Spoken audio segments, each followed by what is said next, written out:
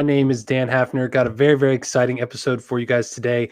Very interesting things going on. I'm wondering if Apple is maybe becoming irrelevant in the AI race. We might be, as a people, ignoring our own replacement via AI.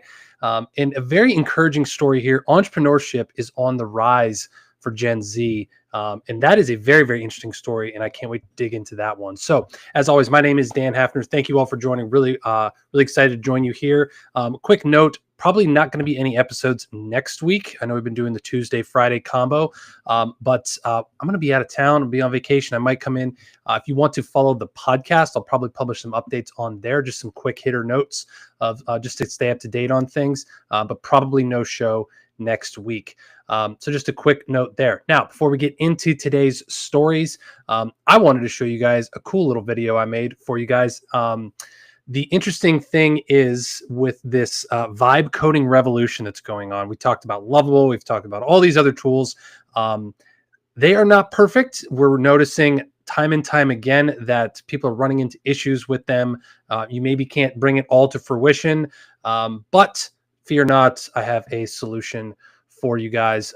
So I just wanted to show you this quick video, and I'll let this do the talking for me.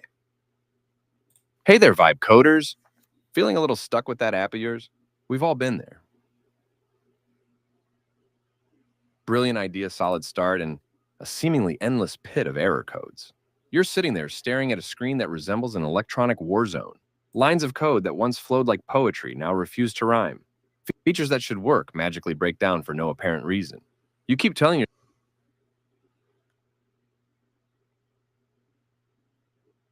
yourself you'll launch next week, but weeks turn into months.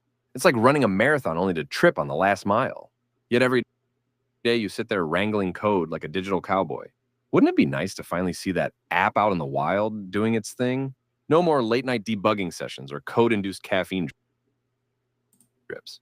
Imagine the sweet relief of deleting fix bugs from your to-do list forever. Picture your app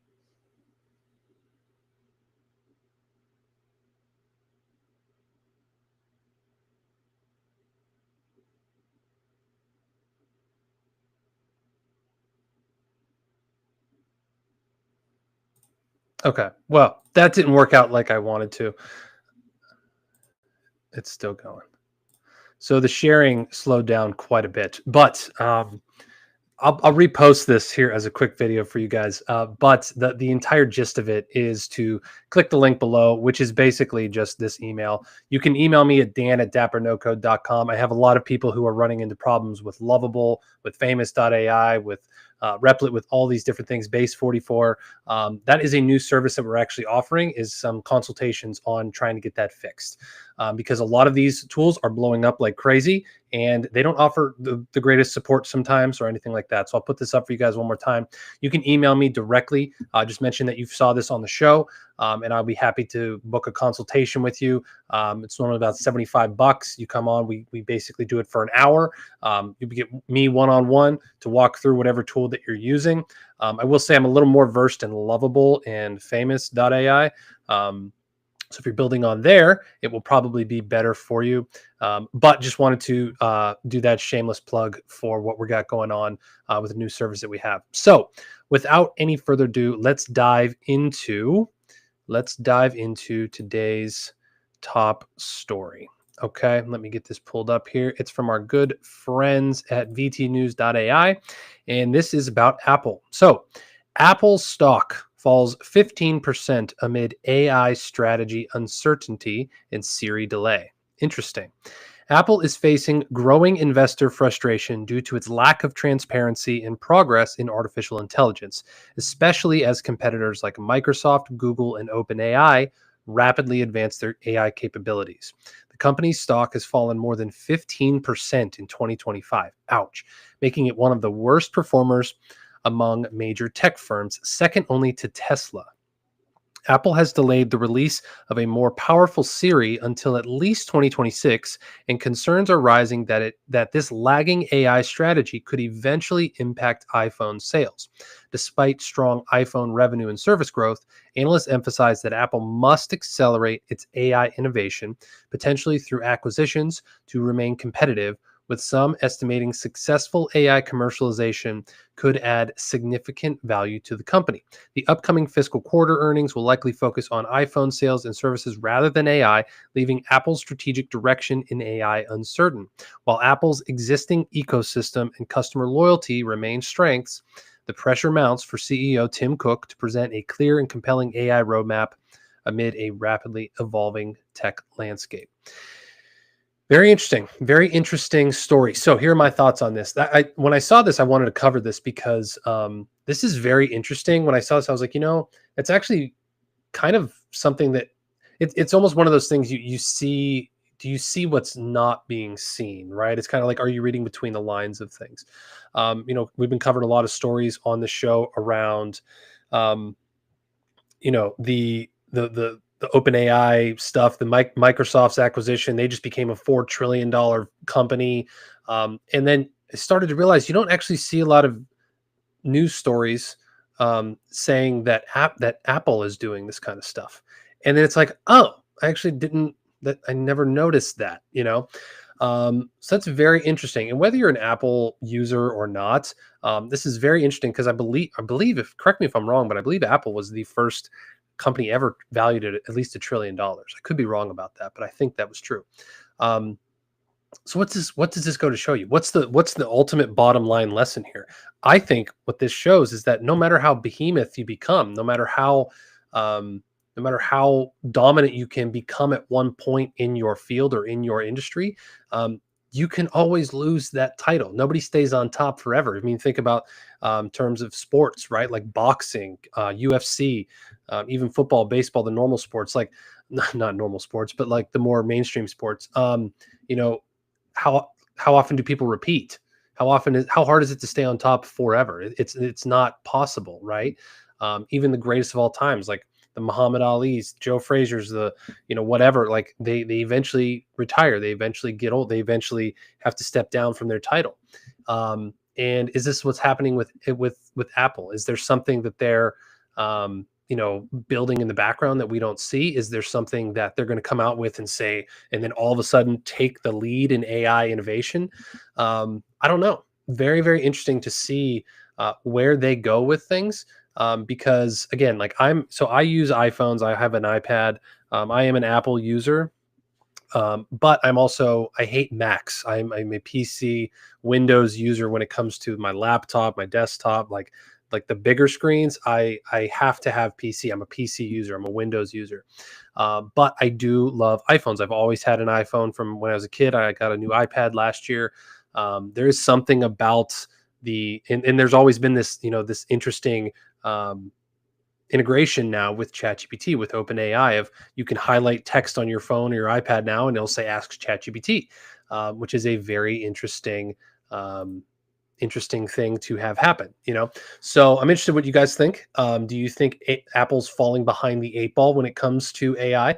Do you think that they have something brewing that's going to blow everyone away, or do you think they're being overtaken by the Googles and the Microsofts, in the Grok AIs of the world? Be very, very interested to see, especially when the new version of Siri comes out. Maybe there's an entirely new, I think that's probably one of two cases. Either Apple's just falling really far behind and they're never going to be the behemoth that they once were in terms of this kind of stuff. Or path number two, they're going to like absolutely destroy everyone in 2026. Maybe they're just pulling that sling back and storing up that potential energy, and then boom, it's just going to clean. They're going to clean everyone's clock. I don't know. I would say it's probably somewhere in between those two. Those are just my thoughts on that.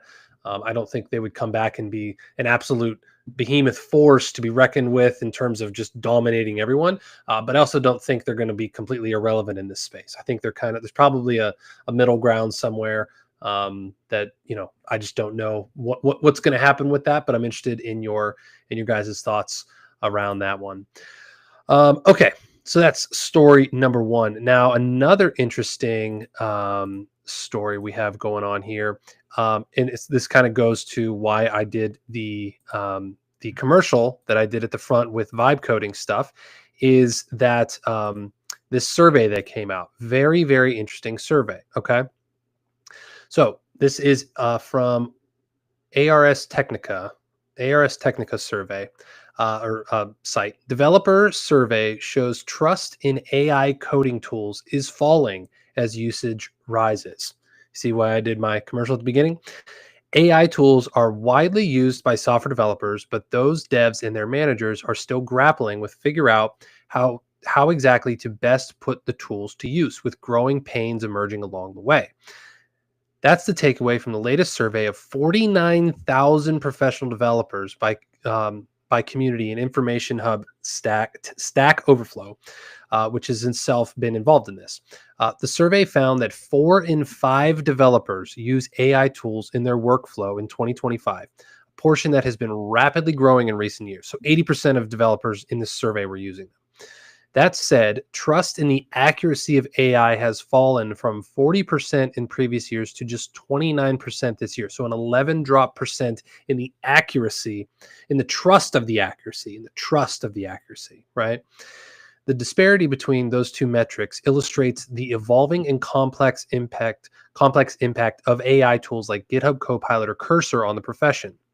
There's relatively little debate among developers that the tools are or ought to be useful, but people are still figuring out what the best applications or limits are, right? So what does that mean? That means that pretty much everyone's saying, yes, these tools are going to be useful. They're going to be awesome. But what that application is, what that actually looks like, is still very much up for debate, right?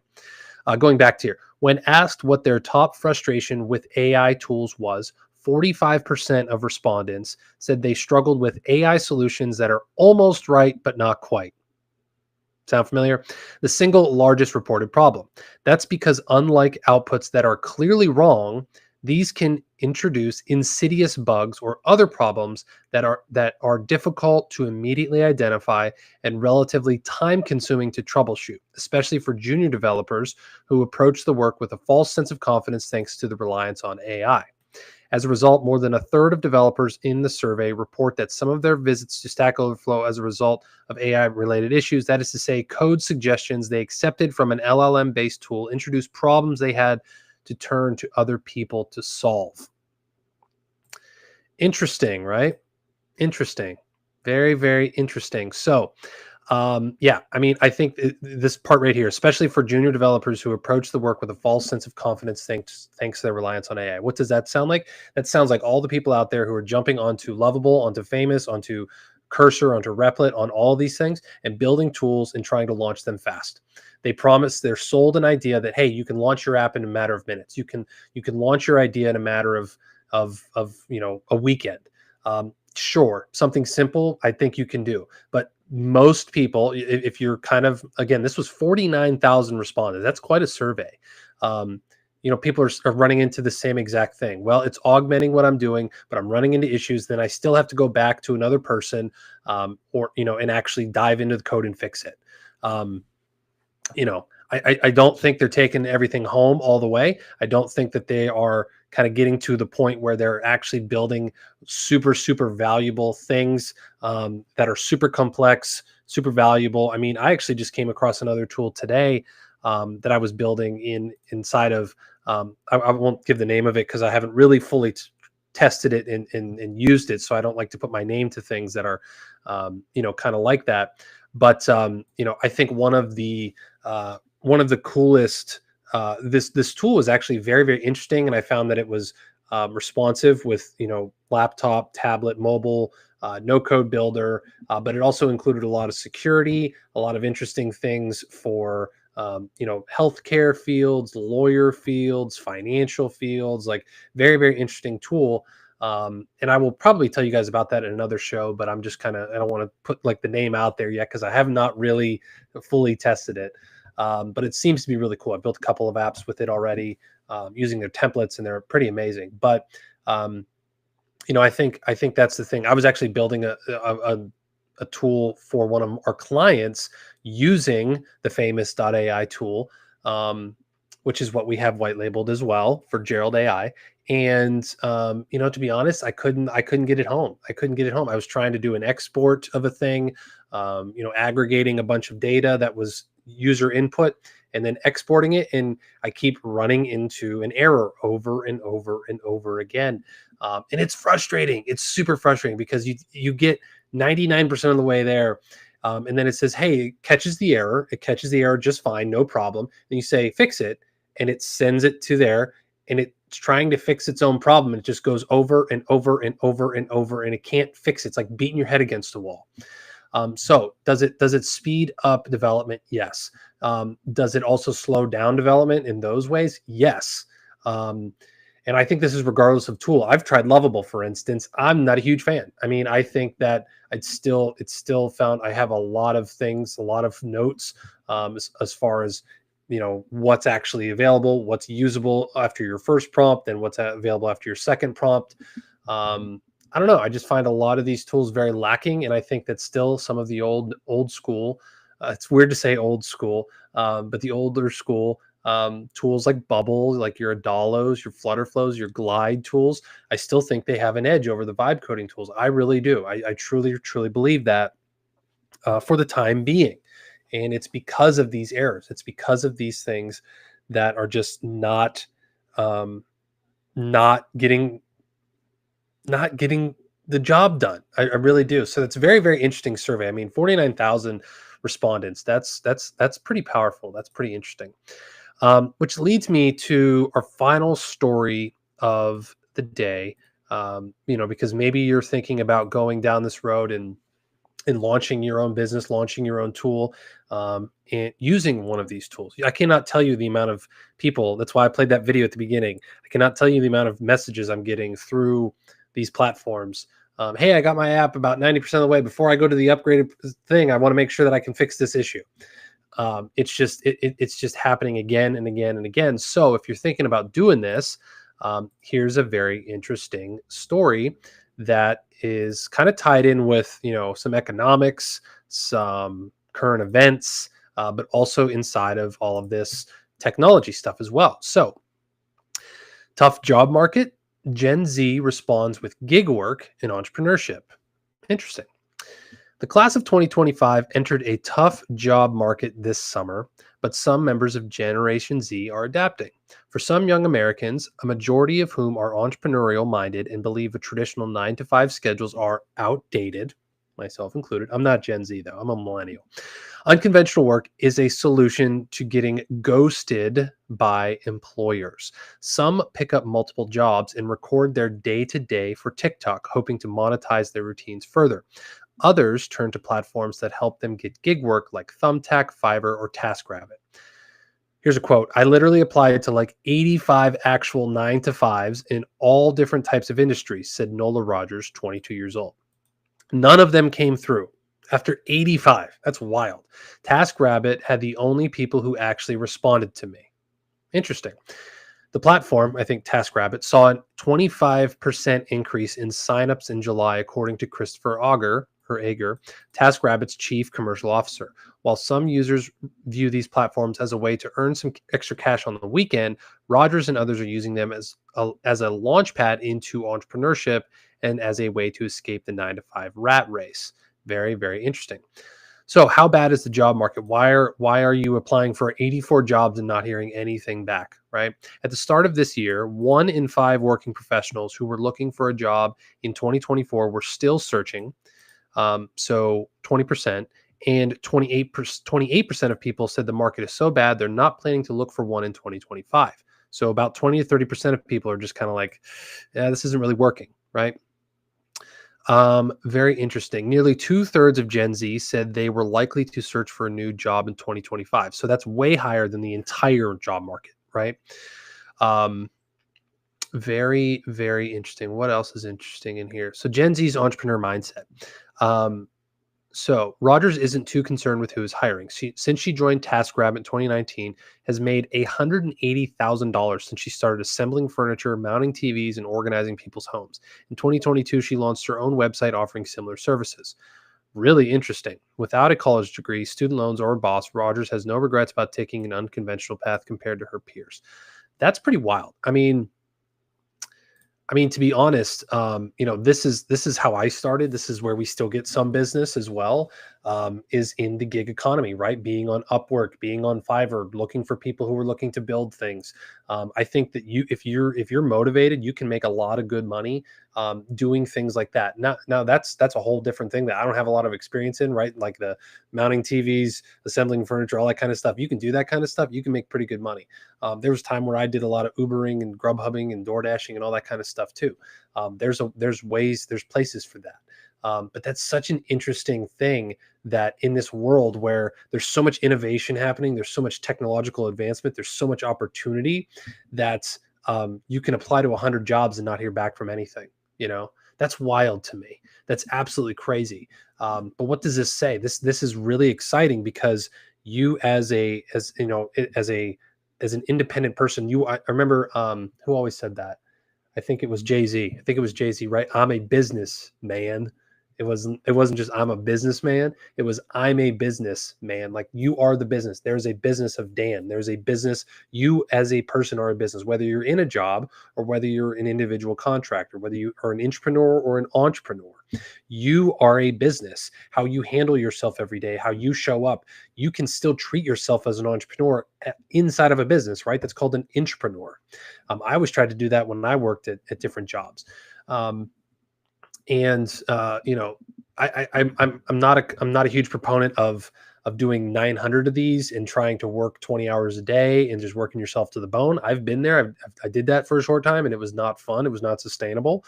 But as far as what this, I mean, it's crazy that this entire generation, like we all, I'm a millennial. We were all sold this dream of go to college, go get a degree, go do this thing. And then, it works for some people, it doesn't work for others. It's a very interesting thing. I'm very interested to see how this generation, Gen Z, and even people younger, I don't even know the one after that, how things look in 5 years, in 10 years, right? Is it still more, is there more employment? Is there less employment? Is AI going to replace a lot of these things? Because is that why you're not hearing back from 85 employers, or is it because you don't have the right qualifications? Are employers having unfair expectations for what the job requires? I always got a kick out of that when I was leaving college, like trying to get a job and being like applying for jobs that, hey, you need a college degree, but you also need 5 years of experience in this field. And it was like, you can't have an entry level job with both of those things, you know? So yeah, I think it's a very interesting thing. And I've also seen there's a very interesting dynamic happening on a lot of these gig sites, like especially something like an Upwork, where you'll see, because I peruse Upwork sometimes, and you'll see people posting jobs saying, hey, we're looking to have this done or built or whatever. Please no AI responses, right? And you can take it and you can copy it into ChatGPT and you can have it write a proposal for you and then paste it in. And then they might ignore that, right? Unless you humanize it and really make it look like you actually wrote it. But what's funny is they don't want AI responses, but they clearly used AI and ChatGPT to write the post. Like, it's almost hypocritical because you could see, like, sometimes in ChatGPT, when you just copy it the wrong way, it has those little asterisks, right? You can tell, like, well, you used AI clearly to write this, and now you don't want anyone to respond via AI. Like, that's kind of a double standard to me. You know what I mean? And I know, like, a lot of employers are getting a lot of AI generated resumes and things like that, which is, I can see, hey, if I'm trying to hire someone and it just shows, I think, to an employer, it shows a lack of real commitment to, like, hey, I saw this job and I'm actually interested in it. When there's an AI generated thing, right, that can be done just on repeat without thinking about it. And there doesn't show a lot of effort or true commitment to, like, I'm actually interested in this job. I'm just throwing lines out there. I'm just throwing hooks out there, right? So that's interesting. Maybe if there was a little more elbow grease put into, I'm not saying that people aren't, but I'm saying maybe there's a way. I think getting a job it's a sales position in and of itself, right? It's selling yourself to get that role. It's selling yourself to be able to figure out, like, here's I have a certain business skill and I'm going to fit that into your business, right? So it's almost, I've been told that before, and I never realized it when I was back, when I was job hunting. But it is a sales job. Getting a job is a sales job in and of itself. So a very, very interesting topic there. Yeah, a little bit of a shorter episode today. That's going to be a wrap on this one. But as I mentioned before, I'll kind of I would play the video again. But if you have built an AI vibe coded application, if you're running into problems with it, which you most likely are, that is something that I can help with. That is something that I have implemented a service with. I would say it probably either is going to be through Lovable or Famous.ai. If you're building on a different one, might not be able to help you, but send me an email on this screen right here, dan@dapperNoCode.com, no hyphen, no anything. And I'd be happy to send you a link where you can book some time with me. Be very interested to see what you have. I can sign any kind of NDAs that you might want to have signed as well.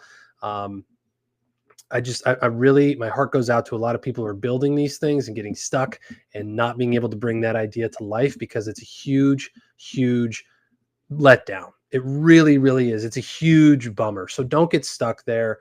You can always chat up the support of the actual platform, but who knows how long. I mean, how could you expect a team like Lovable to get back to every single one when they're just absolutely blowing up like the way they are? There are experts on those platforms. I recommend you reach out to those experts. You can hire them as well.